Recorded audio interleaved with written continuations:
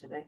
Yes, movement in prayer is today's class. We're going to learn about all the times when you move. Are we standing? Are we sitting? Are we bowing? Are we not bowing? Are we turning? Are we not turning? What are we doing? Okay, let me find out how I can. First, I will share my screen there. Then I will share. Our service is at 7 this Friday, Nope, 6:30. 6:30. Okay. But your 7 o'clock on Thursday is 7. Yeah, 7 o'clock on Thursday 7, for the that class. was Yeah, Thursday was 7, but Mhm. Shabbat 6:30. Yes, absolutely. Okay. Shabbat for the moment is staying at 6:30. That's Okay. okay. Yep. That's good. Thank Here, you. no worries. We are great. Okay, so today we're going to talk about the body in prayer, as we were saying before, movement, an extremely important part of leading services. One of the things people often say is that it's very nerve-wracking to them to be responsible for, being watched the whole time, and people are going to move or not move, and often they're taking cues from you, and as the service leader. And so tonight we're going to talk about a couple things. We're going to talk about. I can't make this any bigger, unfortunately. Oh, it's fine. But I can turn this. Yeah. I can tilt it a little bit. Sacred choreography. So why we move, when we pray, and the universal rule that governs all of our bows, so that you can learn one rule for everything. We're going to talk about standing and sitting when we rise and when we sit, and how the leader cues that. We're going to talk about the different bows and all their different directions. And then we'll wrap up with other movement related practices. The Shema, the 3 steps before the Amidah, the Torah service movements, things like that. So, the idea behind sacred choreography. There's a line from the Psalms where David writes, Kol atzmotai tomarna Adonai michamocha. You might recognize those last couple words. We have the Michamocha prayer that we say in our morning and evening service, and here, of course, he's saying, "All of my bones shall announce or say, God who is like you." So we get the idea that it's not about all of our thoughts or all of our feelings, but that inherently there's some part of the prayer of worship that is tied to the movement of our bodies, to the inner, to what's inside of us. Literally, our bones are what props up our bodies. So it's not just something you're thinking about. You see the words. Last week we talked about keva and kavanah. We talked about the written word on the page, and the intention you bring to it are what make prayer effective, and that's true, but insufficient, in the sense that without these motions, prayer is merely a cerebral experience. And prayer, and it's not, it's actually a worship ritual, a service. A service is a ritual, just like any other service we do is a ritual. A Seder is a ritual. A confirmation is a ritual. All of these rituals services are as well. Any questions, I should say? Okay, so this is our universal rule, so to speak.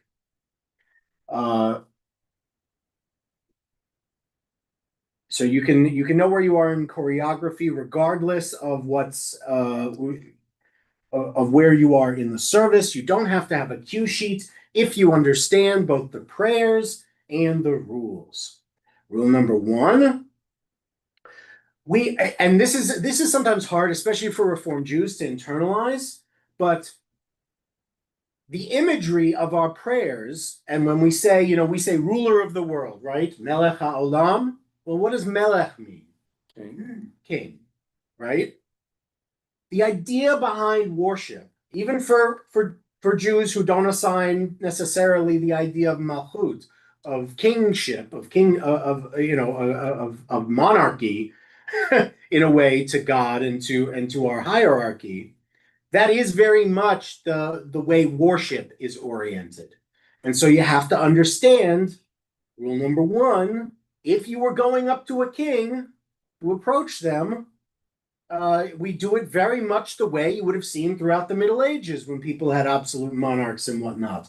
What do? You walk in, you bow. You still do it today. In fact, I think the British still make this. People do this to their king. You walk in and you bow a little bit, whatever the bow looks like. Each culture has their own bow. The Japanese have a bow. The British like to do the one where they just do the thing at the head. We bend at the waist, so bows are different. But you bow, then you walk forward, and then you'd bow again, right? You'd have this really embellished ritual for greeting a king. How much more so should you have such a thing for God? So when we begin the prayers, especially that we do this, the way you bow is that you bend at the word, and then you stand erect when reciting the name of God. You stand back straight up and we'll get to what that looks like in particular prayer in a minute, in different prayers. But why might you? So we just said you want to go and you want to bow, right? God's a king, you want to bow, or whatever, king, queen, whatever you want to say. I'm not picky, but God is a ruler of a monarchy. God's a king, we'll say, and you bowed. Okay, we bowed.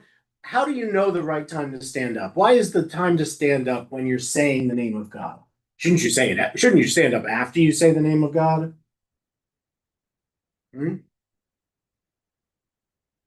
Right? Hello, my good king. And then we would raise our heads, right? We don't do that though. We say, hello, my good king.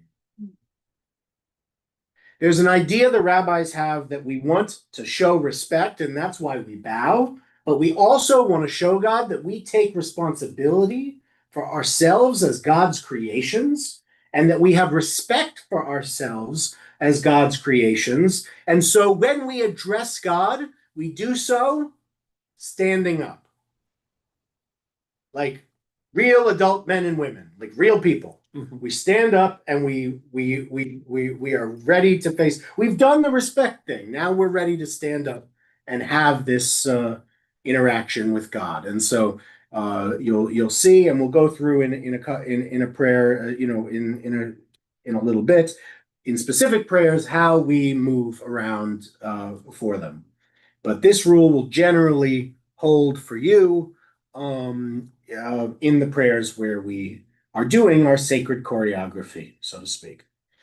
Okay, so when the congregation rises, if you're making a cue sheet, important to know in our congregation, this is specific for Temple Beth Shalom. I'll go into why I say that in a minute. When the congregation rises, we stand for Baruch, we stand for the Shema. We don't have to stand for the V'ahavta, though usually we do. We stand for the Amidah. We stand whenever the ark is open. If you open the ark for any reason, now sometimes it coincides. If you open the ark for Aleinu, you're supposed to stand for Aleinu anyway, so it works out. Speaking of that, the Torah procession also, the ark is generally open at the beginning of when we take the Torah out. But during when the Torah is taken out and when it is danced around the room, we stand because we're standing in honor of our Torah. Also, we stand when we raise the Torah. We stand for Aleinu, which is part of our concluding prayers. And we went over last week, and we can talk a little bit about the Mourner's Kaddish. For the most part, people here stand for the Mourner's Kaddish. I will often invite people to stand if they are in a period of mourning or if it is their custom. Now, that fits most people here because their custom is to stand. In traditional Judaism, it is not traditional that everyone stands for the Mourner's Kaddish. Only the mourners would traditionally stand for the Mourner's Kaddish. That would be so that we can all recognize them. In honor of that tradition, I phrase it the way I do, which invites people to do it the way they would like, but also honors the tradition. You are welcome to abide by the Reformed tradition and just say, please rise for the Mourner's Kaddish. You are not required to do what I do and give the option to be seated. That's why I try and phrase it so that people have the option to be seated if they're more traditional and they don't want to stand for the Kaddish if they're not mourning. But you're welcome to make the reform informed choice and have everybody stand for the Kaddish. And when do we sit? We sit if we're in the for the beginning part of the service. We sit, here we sit after the Baruch, which is its own thing. We sit if we when we rise for the Shema after the V'ahavta, and we sit after people finish their Amidah. It says here after the Kiddushah for silent prayer. That is true. We do in the Amidah we do the first three blessings: the Avot V'Imahot, the Gevurot, and the Kiddushah. Kiddushah is the one that ends Ata Kadosh V'Shimcha Kadosh Ukdoshim B'Kol Yom Hallelujah Selah Baruch. Right? You remember that? Okay. When that's done, generally you will see what I will do is I will then turn to the congregation and invite them to continue their Amidah in silent prayer. Because the Amidah continues through page 180, through Osei Shalom.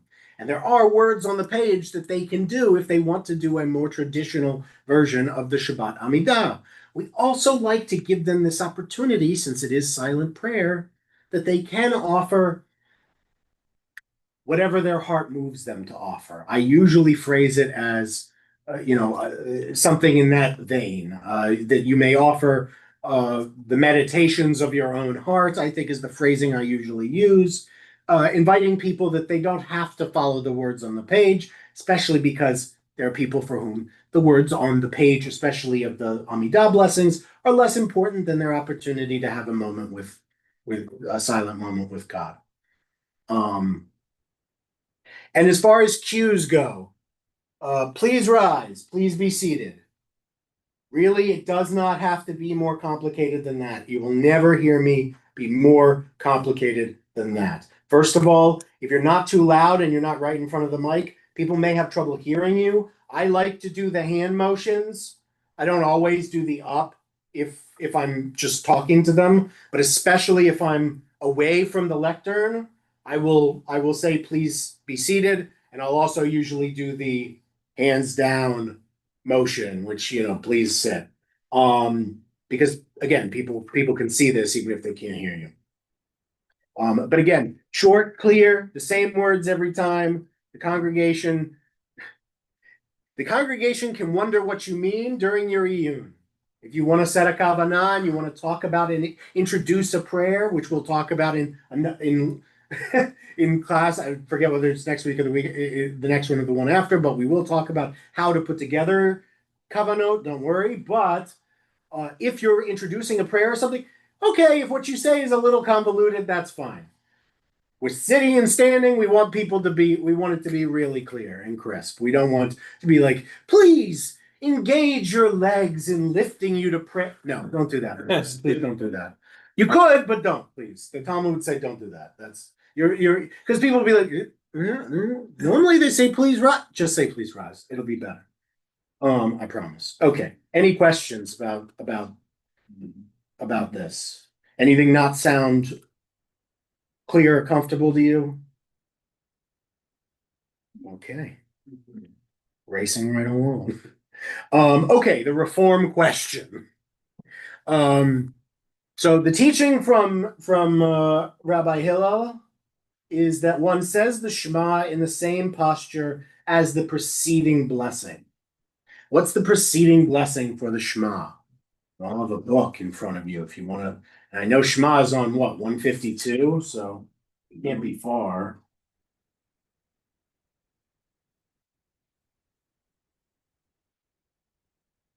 Darren, I was right. I'm so good.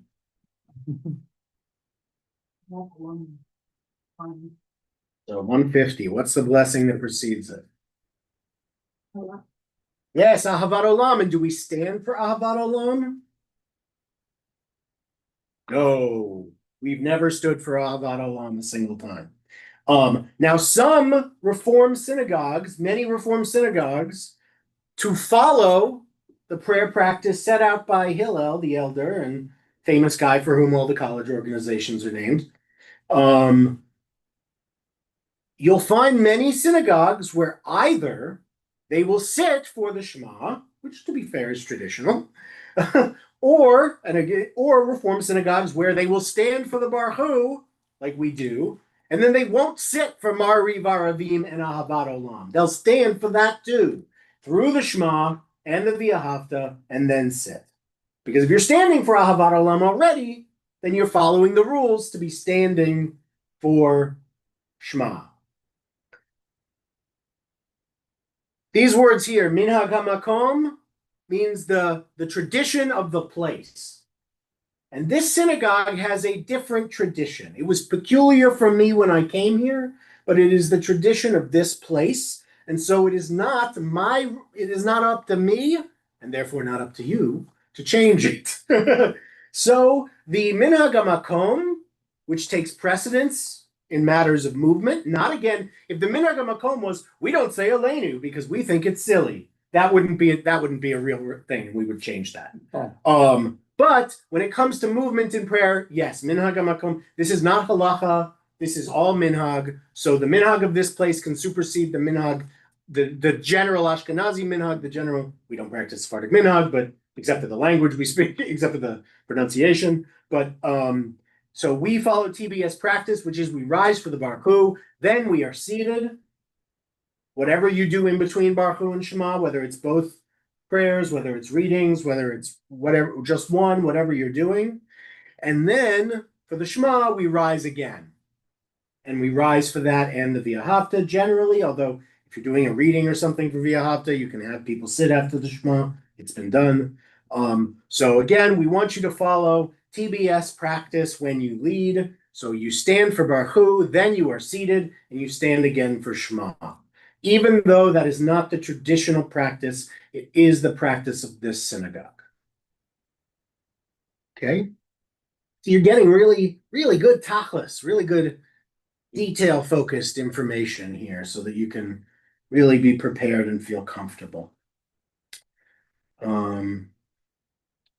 Okay, so bowing in detail.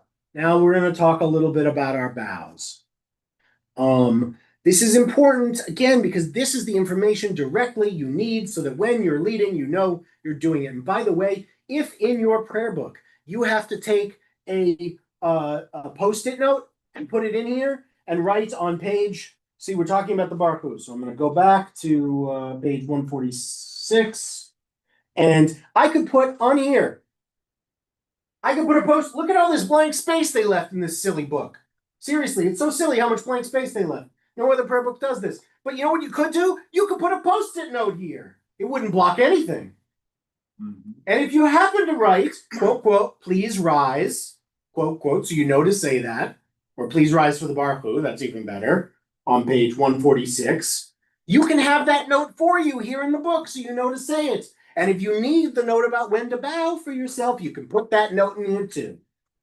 Believe me, there's nothing wrong with putting a Post-it note in a book.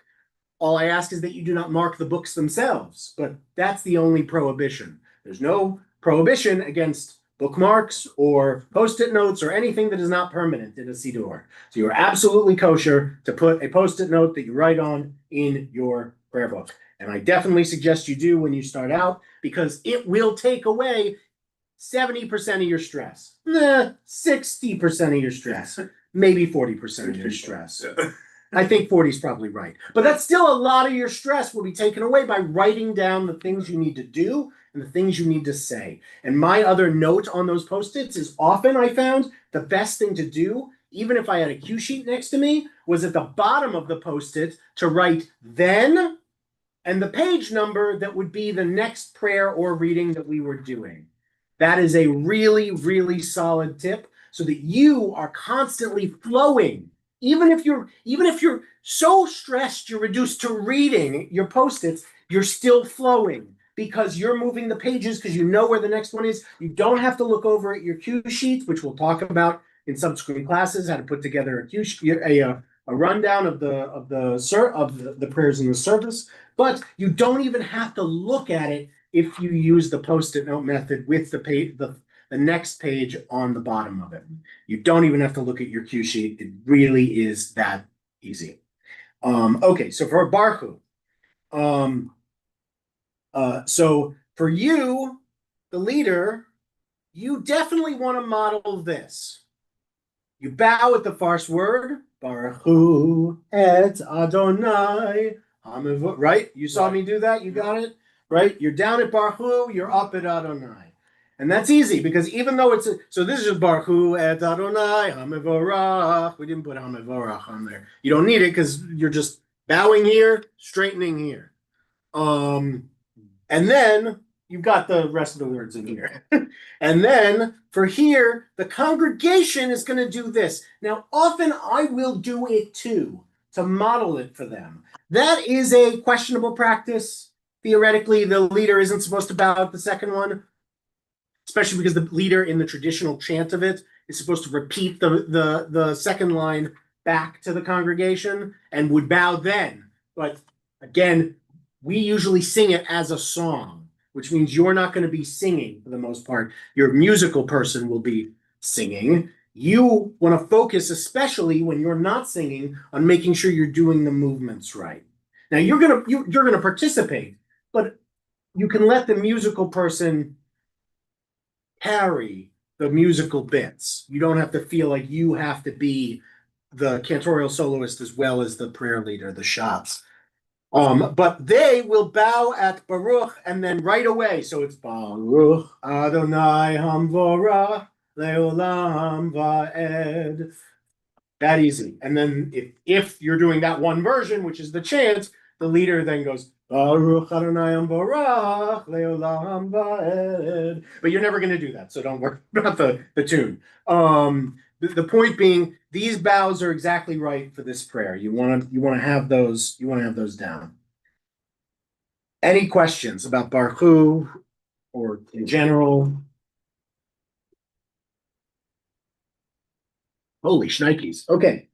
So it's okay if we don't bow for both of them. Yes, the important one is that you bow for the first one. You do not have to bow for the second one. I will sometimes, I won't other times. It really depends on how I'm feeling. The important thing is that the congregation bows on the second part. But that's something it's one of those things they know. For the most part. Okay, now the most important bow. I don't know if it's the most important bow, but well, I guess it is because I labeled the Leinu the most dramatic bow. So the most important bow. Okay. So the first blessing of the Amidah, we'll go over the steps and stuff, but after we do Adonai Sfatai Tiftach, let me turn to Avot V'Imahot. We're on page 166. And yes, we have here Avot V'Imahot, and there. So when it comes to the Amidah, how many of the first three prayers do you bow in? Avot V'Imahot, Gevurot, and Kiddusha. How many of them do you bow in? Of those prayers, just those, without the morning Kiddusha. There's actually no bowing in that, just standing on your balls of your feet. It's just the first two. Close? Just once. Just the first one. Oh. You rise. It's easier than you think. It's just the beginning and the Hatimah, the beginning and the end, Baruch Atah Adonai, of the first blessing. That's it. There's none of this at the end of the second one or at the beginning. Nothing. No more bowing. To be fair, there is a bow in the silent section we don't do. Does anyone know where? I'll give you 10 bonus points. On 176, Modim. On 176, Modim Anachnu Lach, our Hoda, our Thanksgiving blessing. Traditionally, when you recite it, you'll see me doing this actually. If you watch me during the silent Amidah, you've seen me do this every single time. When you get to Modim Anachnu Lach, Sha'atahu, all of those first 5 words, you're bowed for. You go Modim Anachnu Lach, Sha'atahu, Adonai Elohim, and right, you raise for Adonai again. Yeah. So you bow for Modim, you raise for Adonai, and then at the end, when you get to Baruch Atah Adonai, you do the bow for Baruch, raise for Adonai. That's the other time in the Amidah, but again, we don't do that part out loud, so that part is just if you want it for your personal prayer practice, Modi Menach Mulach, the first 5 words, and Baruch Atah Adonai, down for Baruch, up for Adonai at the end. That's there, but that's for your personal prayer practice. People will be silent during that part, so you won't be, you won't be doing anything for that. Avot v'imahot, right? Baruch, bend at the knees, right? We often see this is we have a great bow in Judaism. We got a great one, right? And we're not just going like this, right? We don't just go. No, the Japanese do. We don't do that. We don't go like this. Like I said, that's the British. Weird, not us. No, we got the full. It's almost golf. It's almost we got you're bending the knees. You got to bend and then you go, right? Except you don't have to separate your legs like that. In fact, you're not supposed to. Your feet technically should be together when you do your bow. Just for the correct way to do it is for your feet to be together, for you to bend your knees just a little bit, and then we go over. Usually you'll be holding a prayer book, so it'll probably look a little bit more like this. But you don't leave your knees bent, you just do an initial bend and then straighten them? Yeah, because it's really awkward to go like this. Well, No, I'm just saying that's what you'd have to do if you kept them bent, and that would be really weird. So no, you bend them a little bit and then you restore them back up as you bow. So it's like a cantilever motion. and what extra meaning are the knees bending giving to the bow? We're trying to give ourselves a little bit of we're trying to give ourselves just it's like a flourish that goes along with it. Again, we're seeing a king. You're gonna be nice about it. You're not just gonna like throw your face down at the ground.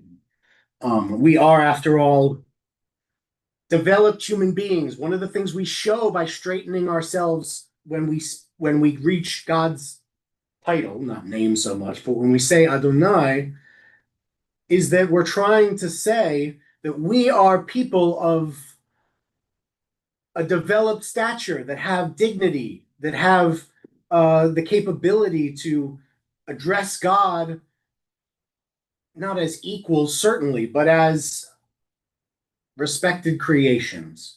We are partners with God in the work of completing the world. Surely we are not without some dignity. But it's a flourish. Then we bow at the waist, and then we stand erect. Again, we do it at the beginning of the Avot v'imahot, and we do it at the end. Super de duper.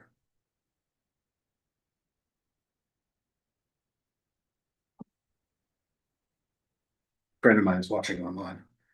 Hey, Josh. Okay. So we're gonna turn to Gesundheit. Okay. Any other questions about Avot v'imahot? No? Okay. Okay, so Aleinu, our most dramatic bow. So near the end of the service, usually we'll have just done announcements or something. And then we'll move to the closing section. And of course, in Aleinu, we're praying for, turn ourselves to 586. Where you can always find Aleinu Yishabeach. Of course, we're praying. We're taking this moment to praise God, King of the universe, and proclaim God's greatness, and thank God for setting us apart from the other families of the earth and giving us a unique destiny among the nations. And we pray for the day. We say on 591. Now, traditionally for us here, we generally do the first bottom bit of 586. So that you'll notice there are 3 Aleinus on 586 and 587. There are 3, right? There's one at the top of 586, there's one at the bottom of 586, and there's a totally different one at the top of 587. You do technically have a choice which of these you do. I will tell you, we have always done, since I've been here, the one on the bottom of page 586. I actually like the one on the top of the page, but nobody here does it. But it also is kind of a mashup. It brings in a later part. this is a good, bottom is good. Again, I think you should do that. We don't always do on page 588, Shehunote Shamayim. If you don't know it, definitely don't do it. That's the one that goes at the top of 588. It goes Shehunote Shamayim veyoser haaretz umoshav yekaro v'shamayim imal ushchinatu zo vegovei meromim. Right? You got that right? Yeah. Ooh, Elohim. If you know it, do it. If you know it, you can do it. That's fine. I do it sometimes if we have time. If we don't have time, I don't do it. Al Cain we never do, although I love it. I love to read it. Al Cain, where we say we are hoping that the false gods of the earth that idolatry will be utterly destroyed. Zrat Hashem, perfecting the world under the rule of God, that all humanity invoke your name, turning all the wicked of the earth toward you. Right? That's, we don't really read that part. The Reform movement doesn't love it, but we did put it back in the, we did put this, I don't want to say back because the words are changed a little bit, but we do get L'Taken Olam B'Malchut Shaddai, which is where many people find Tikkun Olam for the first time, in this, in the liturgy here. Here we're saying, right, perfecting the world under the rule of God, right, through mitzvot. And then of course we do sing, you turn the page to 591. Again, we don't do 590 or 589. If you turn to 591, you'll find where we finish, and of course what this prayer is about. V'ne'emar v'haya Adonai lemelech hakol haaretz. Thus it has been said, Adonai will be sovereign over all the earth. Vayom hahu yiyeh Adonai echad u'shmo echad. On that day, Adonai will be one, and God's name will be one. So this, in fact, is part of our ending prayers because it brings about the world we seek to be created through our action and completing the work of creation as God's chosen people for that task. So Aleinu has really deep theological meaning for us. If we turn back though to the bottom of 586, you'll see where we get our words here that are on the screen. It's actually indented in both the Hebrew and the English. So you can see, just go to the indent, and it says, Va'anachnu korim, just so we know. Generally, this is how I do it. And I recommend you do it this way too. But essentially, we're sitting here and we're going, right? Kechol hamonam. Va'anachnu korim u'mishtachavim u'modim lifnei melech. And why do I do that? I'm bowing at korim. Why? Because that's what it says. By the way, these are translations underneath of these words. Va'anachnu, and we, korim, we bend. Knees are implied. And we bend u'mishtachavim. Umodim. We bend and bow. And thank Lifnei Melech. Umodim, Lifnei Melech. It doesn't have Umodim in here because it wasn't necessary for this. But the point being, and then you rise at, like with invoking God's name, when we get to God, before the king. Right? So this is, we've drawn the bow out. This is why I say it's the most dramatic bow, because we draw the bow out. In the last one, what did we do with the bow? We went boop, boop. We did it in one. This time, we draw it out a little longer. Now this goes back to the idea of the prostration of the Aleinu that existed even back in, we still do this in the form of the Grand Aleinu on Yom Kippur, when the Jewish prayer leader would actually like to imitate the high priest, would bend all the way to the ground. I'm not going to do that because getting up will be hard, but and we don't have to for this. But the idea comes from that, and so we're doing an exaggerated bow. That's why we're separating out. And since we have the words, and we bend and bow before the king in our prayer, we'll bend and we'll bow before the king. Or sovereign, sorry, whatever. Who uses the Lord's name to stand up in this one? No. No. Well, here we're just saying, right, we're saying, because we are before the king, right? Because we're literally describing in the prayer what you do, right? He says, and because we, right, we say, because we're saying, let us praise God who gave us these things, this unique destiny. We bend the knee and bow, acknowledging the supreme sovereign, the Holy One of blessing. They stay bowing through the whole time. What? No. No.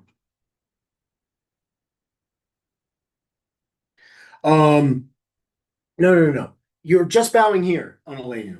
All right. That's it. Just here, and you're standing up here. You're bending the knees, bowing, and standing. No other time during Elenu are you making those movements. Thank you. It's a good question.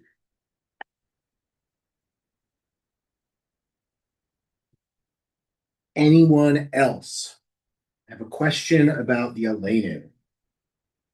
Okay, let's see. Okay, more bows. Turning back just a little bit to page it's 180. 180. What? Yeah, bottom of 180. So this is where we say it in the Amidah. It's also at the end of Kaddish. We do this in both places. Generally, I only do this during Kaddish. So as the leader of Kaddish, I'll just say this since we're talking a little bit about Kaddish. I just want to share that when I am not mourning someone, as prayer leader, I'm still reading the names. I'm still inviting people, like we talked about last week, to share names. But I probably won't do the moving and bowing at the end of for Osei Shalom at the end of Kaddish. The reason is because I'm trying to show the congregation that even though I am leading, I am not a mourner. So I'm trying to differentiate myself from a mourner by doing that. It is not required. If you're like, oh no, I did it anyway, it's better that you learn it than worry about the theological implication of whether you were doing it during which prayer. But certainly at the end of the Amidah, which again, when you're finishing your Amidah, and at the end of Kaddish, if you want to, this is what you do for Osei Shalom. And this tells you how you do it during, and you'll see me do this every week, but sometimes you'll see people, they're doing all kinds of things, and you see me, I'm hucking and shucking too. But like not too bad. I'm not a yeshiva bucher. I'm not going like like just a little bit of a rock. I like that. It's from my tradition. But here we've got specific commands when we're here. So when we get to the end, we're saying, right? We say and then we say Osei Shalom b'mramav hu yaseh shalom aleinu right aleinu ve'al kol Yisrael. The Imru Amen, right? So we've got Osei Shalom b'mramav, Hu Ya'aseh Shalom, Aleinu ve'al kol Yisrael, the Imru Amen. Important note, your book on page 180, thankfully not in the Kaddish, but on 180 has an extra words that aren't on my screen here. The words ve'al kol Yoshvei Tevel. It's wonderful to pray for everyone, but Jewish prayers are particular to Jews, and since this is an addition by the Reform Prayer Book, we don't do it here. So we just leave those words out. We do the traditional words. If you look on page 180, the traditional words are just crossing out the end of that line. If you just say Ve'al Kol Yisrael v'Imru Amen, that's the end of Osei Shalom as far as we're concerned. The Reform movement decided to make it universal. I disagree. So we don't do it that way. Does this make sense? To the left, to the right, forward. It honestly just, you want to get a left in, you want to get a right in, you want to get a forward in. By the way, we'll talk about, it's just, this should hopefully be helpful, especially with the diagram, I hope. And again, if you email me after class, I can send you the PowerPoint, and you can have all of this as I wrote it. Okay. Kiddusha. So this is a morning service thing, admittedly. You may not face this a ton. But just in case you do, you can turn to page 248 to find what I'm talking about. You said 248? 248. And the words you're looking for are actually going to be, they indented here? They are. So both are indented. So in the first indent, in Hebrew and in English, or in the transliteration, you'll find it says Kadosh, Kadosh, Kadosh, Adonai Tzevaot. For Kadosh, Kadosh, Kadosh, you go up on your tiptoes each time, right? Kadosh, Kadosh, Kadosh. You got to be nice and limber, I guess, because you got to go Kadosh, Kadosh, Kadosh. We're just bouncing on the top, on the fronts of our feet. And by the way, also Yimlo, which is, if you look, the last indent on the third and last indent on the top part of page 248, you do the same thing. Yimlo Adonai leolam Adonai tzviot.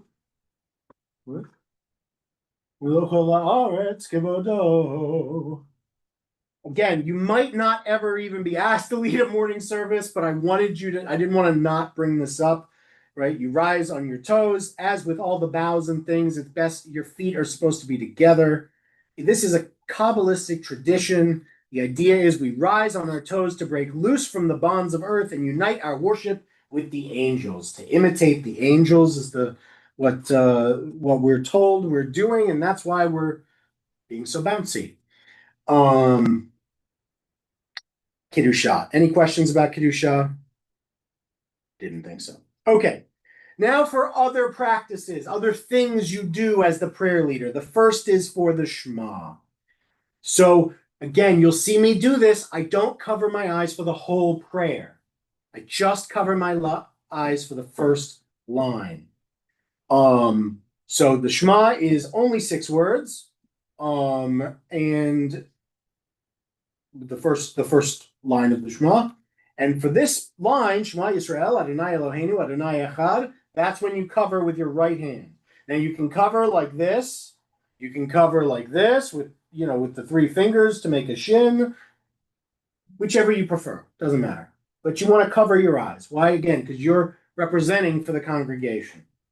Right? Covering the eyes blocks the room and forces the words inward. And we're supposed to be hearing, because it's Shema Yisrael.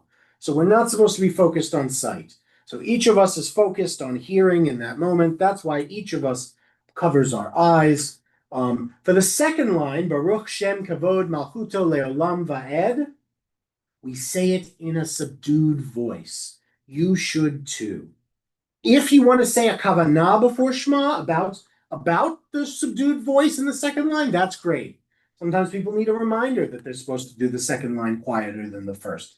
There's only one time a year where we say the second line as loud as the first. Does anybody know when that is? I don't know how old it is. I can't Correct. remember which one. Yom Kippur. On Yom Kippur, we say the second line as loudly as the first. But that's the only time. Otherwise, the second line is said quieter.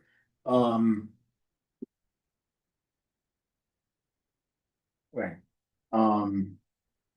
So that's anyone have any questions about these Shema rituals? Why do we say it the same on Yom Kippur? In that moment, we are desperate for the kingdom, the sovereignty of God to save us from the conduct of our own actions, from the sins that we've committed throughout the year, and inscribe us in the book of life anyway. And so because of that, we choose in that one moment to be audacious. And we say, please, God, we bless your name in honor and for your in honor of your eternal sovereignty, essentially. And that is one of the ways we are trying to be just slightly audacious to encourage God to hear our prayer on that very important day. Yeah. Baha'atah is in a different tone. I mean, we're not. But it has a singing. chant. It's a chant. Yeah, there's a chant for V'ahavta. It's connected though, isn't To the Shema? Well, I mean, we say it's part of Shema Uvirchotecha, but lots of blessings are part of All right. that in that way. V'ahavta is the prayer right after Shema, and generally we lead one into the other. But you go back to full volume for V'ahavta. Don't do V'ahavta at half volume, especially because there are some congregants. Look, there's some people who are gonna dominate. They're gonna throw their voice out. They don't care how loud they are. They don't care if it throws you off. They don't care if it throws the music person off. They're gonna go for it. Nothing we can do about that. So we just gotta fight through it. It means you can't be quiet during the V'ahavta, certainly, unfortunately. Not that you were going to anyway. Okay, the Amidah, the 3 steps. Who knows about this? Who can explain this to me? Somebody teach me, Lindsay. Taking 3 steps forward. Like you're climbing.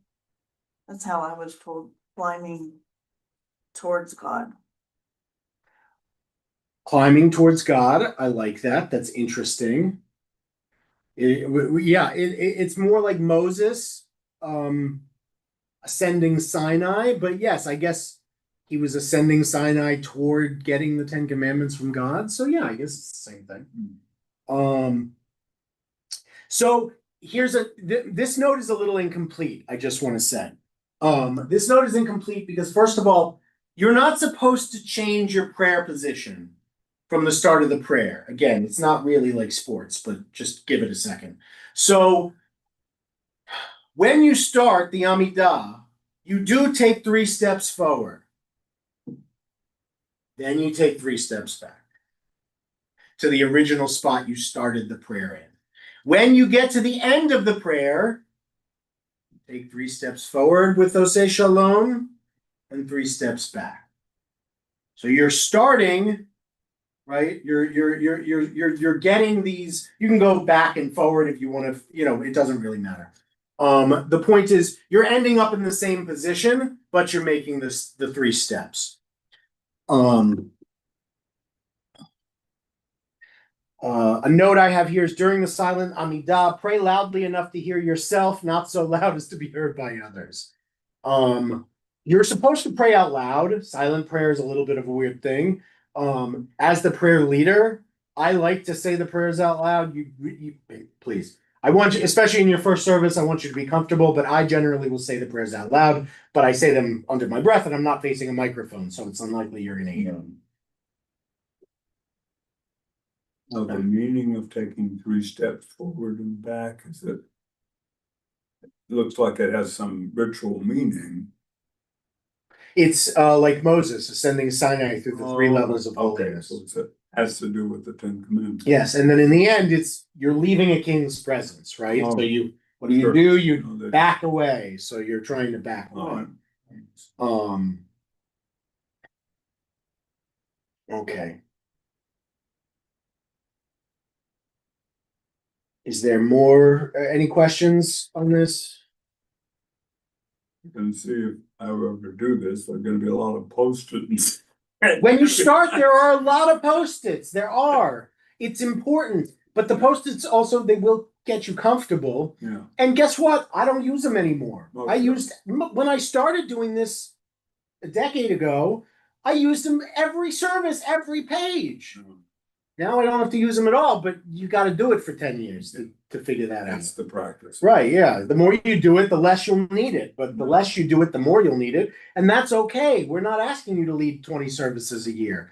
We're just asking you to lead 1 or 2. So writing it down can be good. Yeah, That's because fine. we're not gonna get enough practice with 1 and 2. But I'm saying writing it down can be, but also when you're there, like when you're in the service, it's a good opportunity to think about how you would say, obviously you don't have to shout out, oh, I would have done that differently, Rabbi. But it's like other than that, you can think about, well, what might I say if I have my 1 or 2 opportunities a year to lead services? I mean, it's really an opportunity for you to, Sure. because you do it so rarely, you get to put a lot of thought into it.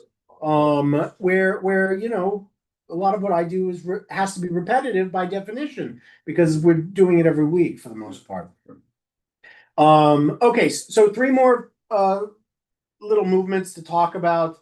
On Lachado D, which we do at every service in Kabbalat Shabbat. Lachado D is 138, 139, in case you want it. For the last verse, now for this, we went over last week exactly what we do and why we don't do the others, because we're afraid of Mashiach. We're not afraid of Mashiach, but that's why we don't do those verses. 1, 2, 5, and 9 is what we do, and when we reach 9, we ask people to rise and face the entrance. Thankfully, I usually have a volunteer who volunteers themselves to open the door. If nobody remembers, we don't stop and then open the door. We just keep going. And of course, at that last verse, verse 9, we invite people to rise and face the entrance of the sanctuary, much like a bride were entering the room and everyone were turning to greet her, since the Sabbath bride is entering as part of the Kabbalistic liturgy of Lachado D. So we want to make sure that people are turning. Torah and tzitzit. During the Hakafah, you will find that people will, if you're carrying the Torah or with someone carrying the Torah, people will often go like this. They'll kiss their fingers and they'll touch the Torah. That's perfectly fine. Don't freak out. They might take the fringes of their talis, the corner, and touch it and kiss those. Again, no freaking. Also here, it's Torah and tzitzit in the V'ahavta. In the morning V'ahavta, we don't do this in the evening one. In the morning one, there's a line about tzitzit. And when you say tzitzit, you're supposed to gather all the four corners of your talis in, and you kiss the tzitzit, the tzitzit. Again, that's really niche, and it's for a morning service, and you've got to be wearing a talis. Now, generally, we want the service leader to be wearing a talis. If you don't own one, I've got some in the back. Just don't lose them or damage them in any way. But we've got some. We've also got, we've got some. So if you don't have one, you could have one. But if you don't have one, I would borrow one. I wouldn't not leave with one. And the last one is facing. When we turn to face the Aron HaKodesh, the ark. So the Baruch, the Amidah, the Torah service when the ark is open, and the Elanim. These 4 times we are turned around, not facing the Kahal, the congregation, but facing the ark, facing Jerusalem, facing east. So the Baruch, the Amidah, the Torah service, and the Elanim.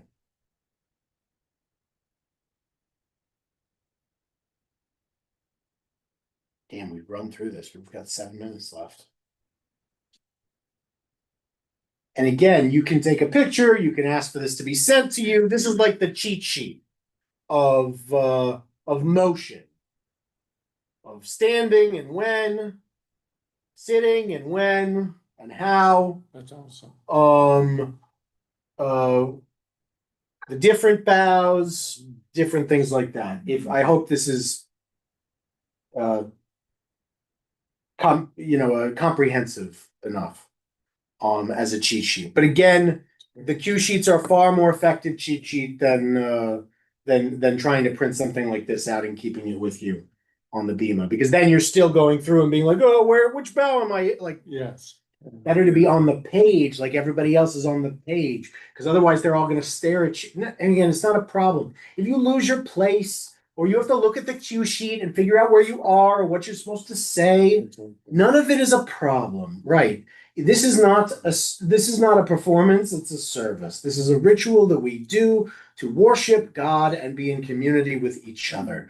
And so if it's not perfect, that is acceptable. I ask only that your preparation be robust enough so that any foreseeable mistakes can be avoided. Obviously, again, if you lead services once or twice a year, no one is expecting you to beat me. Okay? If you're going there, it's like I was just told. I took a golf lesson yesterday and somebody said, okay, but if you're expecting to be like a professional after your first lesson, that's going to disappoint you a lot, because you're going to be your expectations are going to be wildly out of line with reality. Same with this. If you're going there expecting that you're just going to smash it to such a degree that someone's going to come up and be like, "You're a rabbi," just lead services as you. That's all you need to do. You don't need to be anybody else. Okay. So yeah. you can, Yes. you can wear a tallis at night, but you don't say the prayer? So Is that here's the the thing: deal? you don't say the prayer, and you don't wear a tallis at night. The prayer leader wears a tallis when they lead prayers, And that's it. and that whether it's at night, in the afternoon, or the morning. And you don't say but at But you night- don't have to say the bracha because you're supposed to have said the bracha in the morning when you put it on. That's right. So you don't say the bracha for putting on the tallis, but you do put on the tallis because you're the shaliach tzibor. You're the prayer leader. Okay. And you'll see this at mincha too, at Orthodox synagogues where the prayer leader will wear it, nobody else will, unless you slept in and you missed shachar, and then you got to wear it because you're allowed to wear it at mincha if you missed shachar. But the point being, most people shouldn't wear it at night. If you're the prayer leader, you should wear it at night because you're leading prayers, not because it's night. Okay. Not because it's appropriate to wear at night, but because it's necessary to wear as the prayer For leader. leader, you wear it. Right. And that's why you see me wearing it on Friday nights. Right. When, by the way, if you ever see me at a service when I'm not leading, I've been at one, I think there was one service, maybe there was a women's service where I was here, and I did not wear a tallis because I was not leading the service and it was evening. I don't wear it just because they're fun and pretty and look nice. I wear it because I'm the shaliach tzibor. If I wasn't, I wouldn't be wearing it in the evening. I wear it in the morning when I pray. That's enough. I'm warm enough when I put the wool tallis If you're not leading in the morning. prayer, you don't wear it. Right. In the evening. In the morning, you still do. In the morning, everybody wears it. All right, in the morning. In the morning, everybody wears it. Anybody can wear it. Anybody who walks in. I mean, there are rules. If we're being traditional, I should frame and say, if you're Ashkenazi and you're not yet married, you shouldn't wear one. Or if you're Sephardic and you haven't become bar mitzvah, you shouldn't wear. You know what I mean. For the Orthodox, and of course for them, if you're women, you shouldn't wear one in any event. But for us, anyone over the age of bar bat mitzvah, if it's morning, they should wear it. If it's mincha, if you didn't do shacharit, wear it. If it's evening, don't wear it unless you're the prayer leader. That's why we wear it a lot during high holidays, because a lot of the services are in the morning. Well, yeah, you wear it Rosh Hashanah morning because the service is in the morning. Yom Kippur evening is the only evening service in which everyone wears a tallis. Because Yom Kippur, according to the rabbis, is not split into evening and morning. Yom Kippur is one really long 25-hour day, a single day. So technically, I guess that means it's morning at sunset. And then just lasts until the next sunset. But in any event, we still do the evening prayers, so. And you wear it on Kol Nidre. Yes, evening of Yom Kippur, yeah. Kol Evening Nidre. of- Yeah, that's the same. Part and parcel. No, you're good. Yeah, that's the same thing. Okay, so your body teaches the congregation how to pray. So when you do these things, whenever you do something, you're modeling for the congregation how they should approach prayer. Just like your words set the kavanah, the intention that makes prayer effective, your movement conveys the seriousness, the ritual element, and the attachment to holiness and to relationship with God that movement suggests. Again, what do I mean by that? If you're approaching a king, you act like you're approaching a king. Doing that in itself changes your mindset. Doing it appropriately changes your mindset to put you in the right frame of mind for prayer. This too helps set kavanah, helps make sure that we have the proper intention for prayer. So I hope you will take that with the seriousness intended. Does anybody have any questions as we are wrapping up our second class? Hopefully there's a lot you learned. I should do a check-in. I should be like, tell me one thing you learned. Okay, let's do it. You know what? I just talked myself into it. Who wants to start? Tell me one thing you learned tonight. Yeah, Lindsay, what did you learn? We'll go counterclockwise.